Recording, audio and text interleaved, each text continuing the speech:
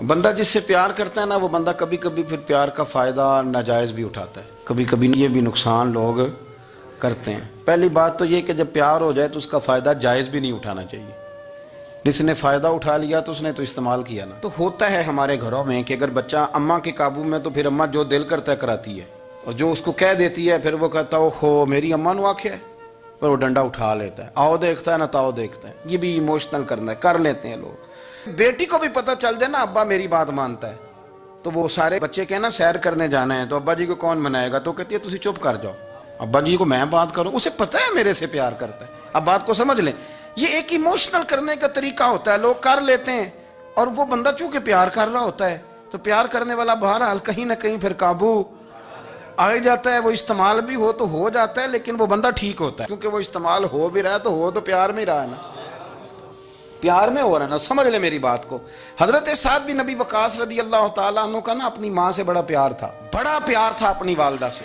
تو حضرت سعد بن ابی وقاص کلمہ پڑھ گئے، اماں جی نے بھوک ہڑتال کر دی، اسے پتہ تھا کہ میرا پتر مجھ سے پیار بڑا کرتا ہے، میں نے بالآخر منوا لینا ہے۔ تھوڑی سی آبادی تھی، ایک گھر کے اندر جو مسئلہ چھڑتا تھا نا اس کا سارے شہر کو پتہ چل جاتا تھا۔ اب کونوں میں گلیوں میں اب باتیں بھی ہونے لگیں کہ وہ سعد کی ماں ہڑتال پہ بیٹھی ہوئی ہے، بڑا مسئلہ ہے۔ اب پریشر بڑھنے لگا۔ حضرت سعد بن ابی وقاص فرماتے ہیں کہ وہ جو میرے قریبی لوگ تھے نا صحابہ، وہ بھی مجھے کہنے لگے یار کوئی رستہ نکال، ہر چوک میں تیری بات ہوتی ہے۔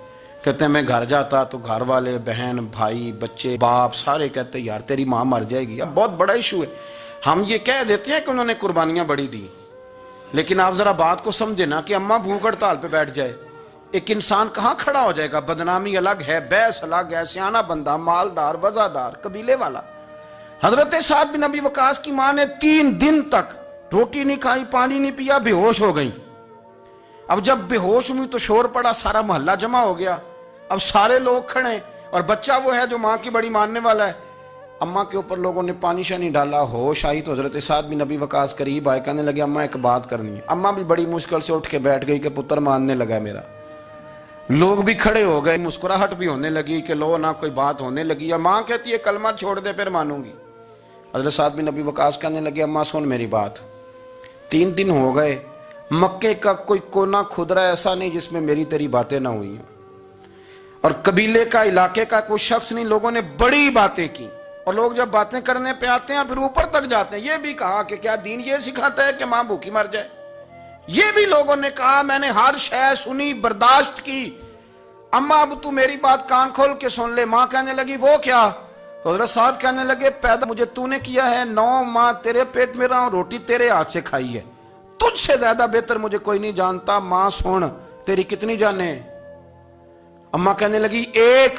تو حضرت سعد فرمانے لگے تیری 1000 جان بھی ہو نا تو ایک ایک کر کے ساری نکل جائے تو میں محمد عربی کا کلمہ پھر بھی نہیں چھوڑوں گا۔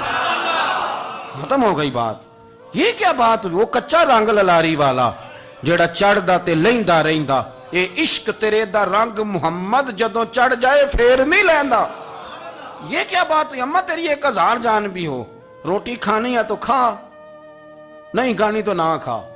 یہ لفظ کہتے ہیں حضرت سعد بن ابی وقاص رو پڑے، آنسو آ گئے، لفظ کہہ کے باہر نکلے، مجمع چھٹ گیا، جس نے جو مطلب لینا تھا لیا، جس نے جو کہنا تھا اس نے کہا۔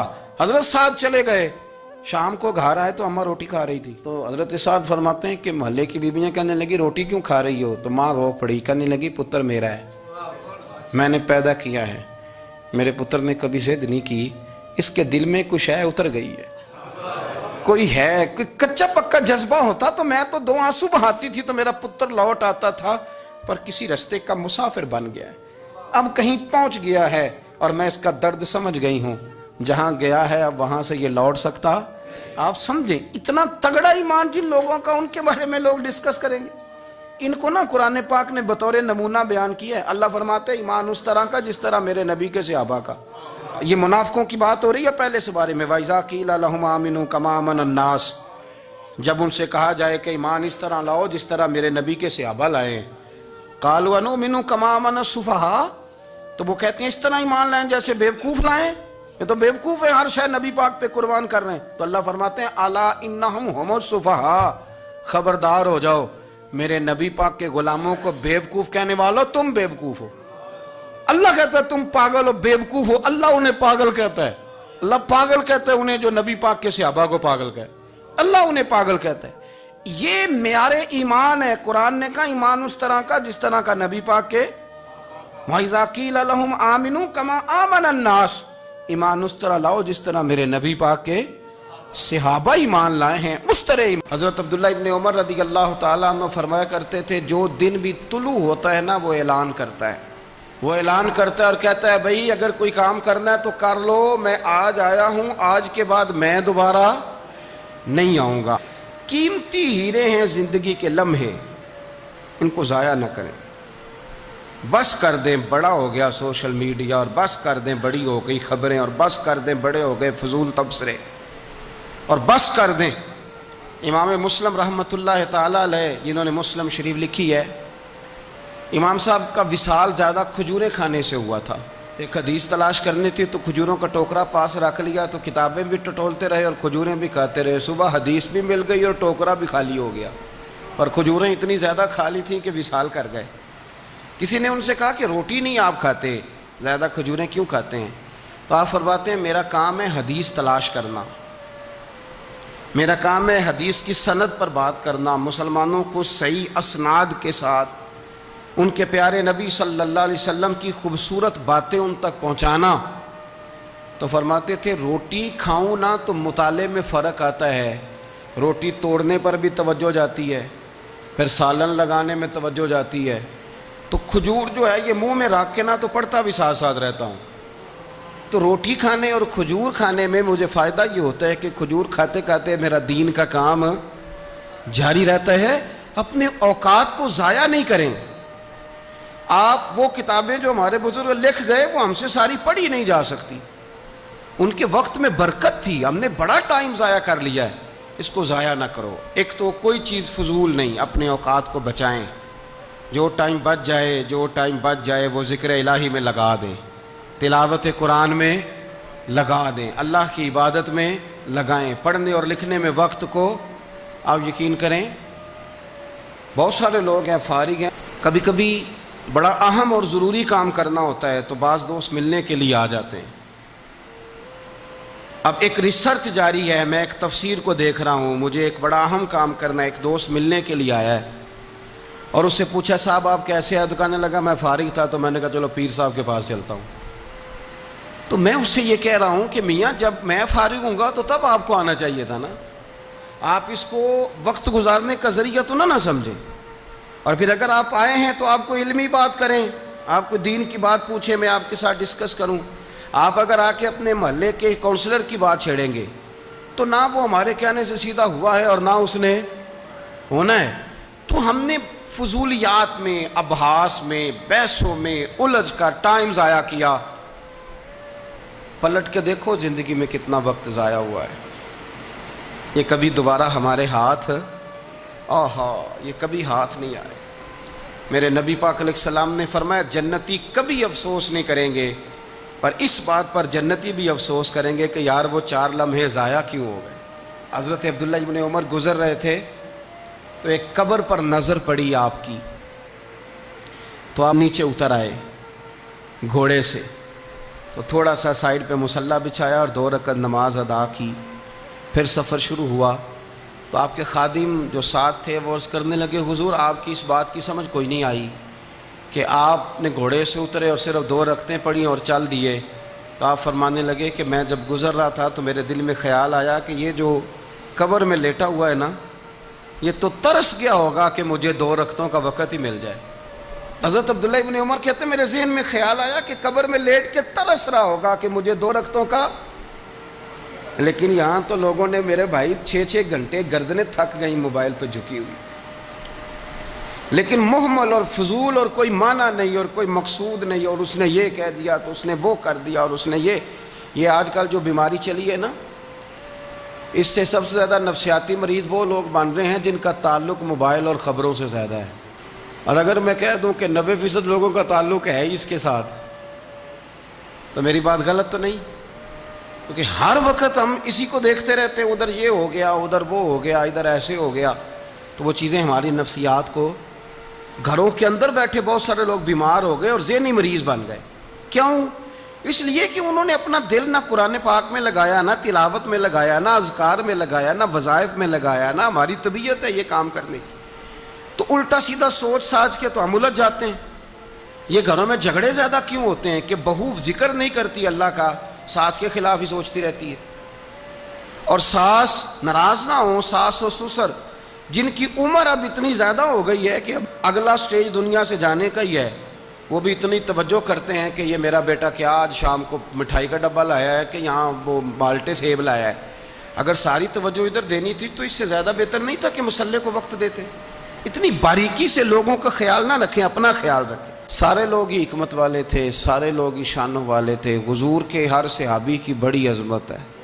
کیا شان ہے جناب صدیق اکبر کی، اور کیا مرتبے ہیں حضرت فاروق اعظم کی، اور کیا کمال ہے حضرت عثمان غنی کا۔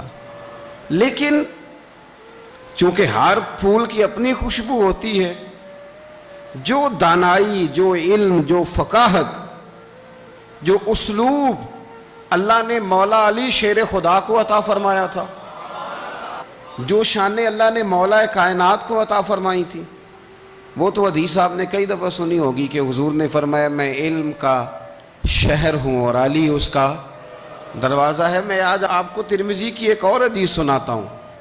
نبی پاک علیہ الصلوۃ والسلام نے فرمایا انا دار الحکمت، انا دار الحکمت، انا دار الحکمت۔ کیا خوبصورتی ہے اور کیا شان ہے میرے نبی پاک کی۔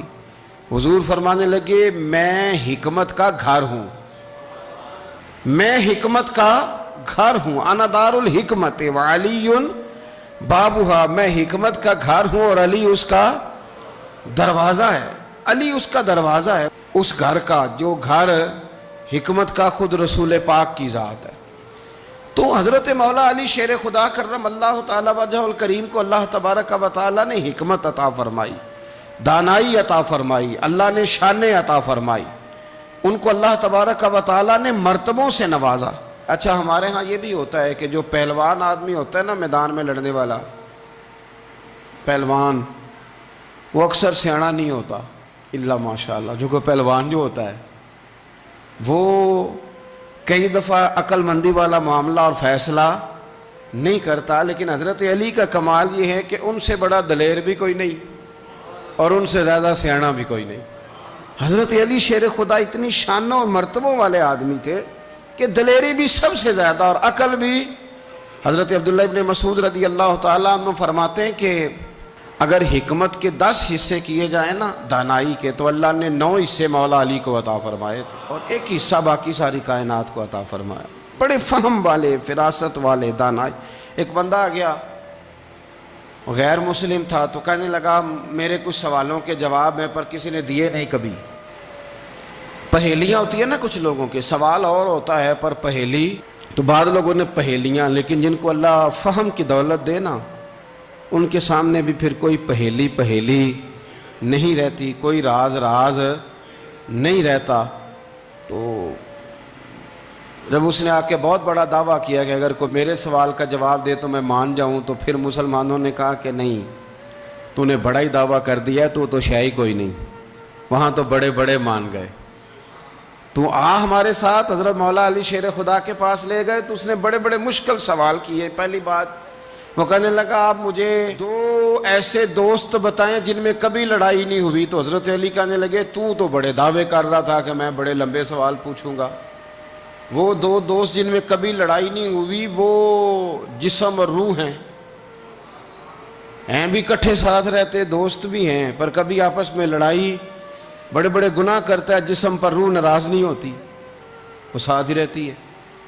اس کی آنکھیں کھل گئیں، اس کو تو کبھی جواب ہی نہیں ملا تھا۔ کہنے لگا اچھا وہ 2 ایسے دوست پھر بتائیں جن میں کبھی صلح نہیں ہوئی۔ تو فرمایا وہ موت اور حیات ہیں، جب موت آتی ہے تو پھر زندگی باقی، ان کی صلح نہیں ہو سکتی، اکٹھے رہ ہی نہیں سکتے۔ اللہ اکبر۔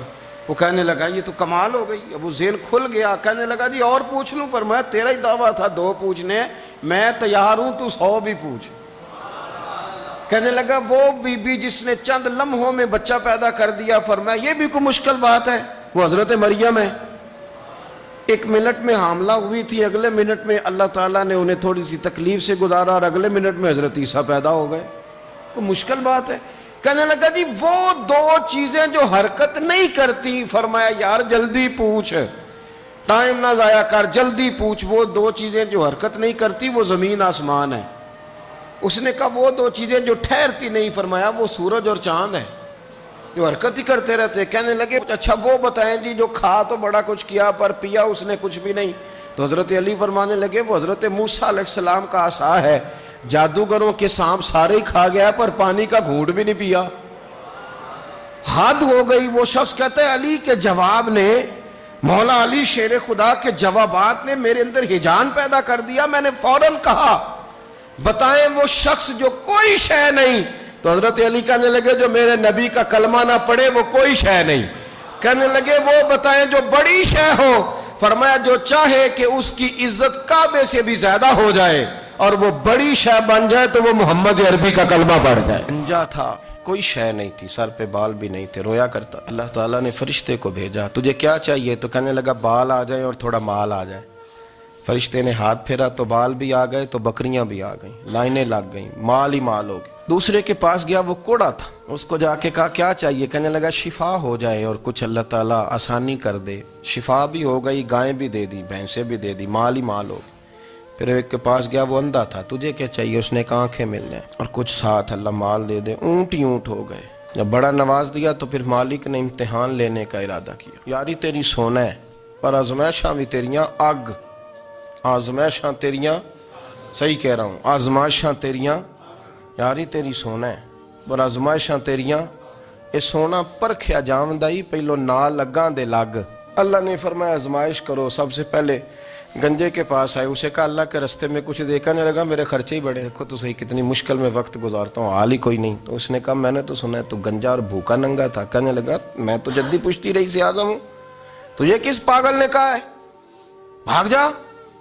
اس نے کہا اچھا جیسے تو تھا ویسے ہی ہو جائے. کھیت کھلیان اجڑ گئے، پھر سے گنجا ہو گیا. حضور علیہ السلام فرمانے لگے، پھر وہ اس کے پاس گیا جو کوڑا تھا، اسے کہا کچھ دے. کہنے لگا خرچے ہی بڑے. اب پوچھ لیں کسی امیر آدمی سے، کہے گا چکی کے نیچے ہاتھ ہے میرا، میرے سے زیادہ تو اب پریشان بندہ ہی کوئی نہیں. کیا بتاؤں آپ کو، اتنا ٹیکس ہے، اتنا جرمانہ ہے، فلانی شے، بڑا کچھ گنواتے ہیں لوگ. اس نے کہا میں نے تو سنا تو پہلے کوڑا تھا. اس نے کہا جا دوڑ جا، میں تو رئیس اعظم ہوں، دادا بھی پردادا بھی اور ساری نسل ہی. اس نے کہا اچھا جیسے تو تھا ویسے ہی ہو جائے. پھر وہ گیا اندھے کے پاس اور جا کے کہا اللہ کے نام پہ کچھ دے. تو کہنے لگا رب کے نام پہ؟ یہ کھڑے ہیں اونٹ، جتنے تیرے دل کرے لے جا. اس نے کہا کیا معنی اس بات کا؟ کہنے لگا یار تجھے کیا بتاؤں، میں تو اندھا تھا، میں نے تو کبھی دنیا دیکھی نہیں تھی. پھر اس کریم نے فضل کیا تو مجھے بڑا کچھ دکھایا. میں کیا بتاؤں، میرا دل کر رہا ہے کہہ دوں کہ پھر اس نے کعبہ دکھایا، پھر اس نے روضہ رسول دکھایا، پھر اس نے ریاض الجنہ کے سجدے دکھائے، پھر اس نے اپنے محبوب کے دروازے کی رونقیں دکھائیں. اس نے بڑا کچھ دیا، اس نے بڑا نوازا. میرے پاس تو شاید میں بدکار پرانا خادم، کسے در ملی نہ ٹوئی. اے واصف یار نے نظر جو کی تھی پھر واصف ہی ہوئی. یہ تو اس کا کرم ہوا. تو یہ وہ کہنے لگا تو اللہ کے نام پہ جان مانگ، میں وہ بھی دینے کو تیار.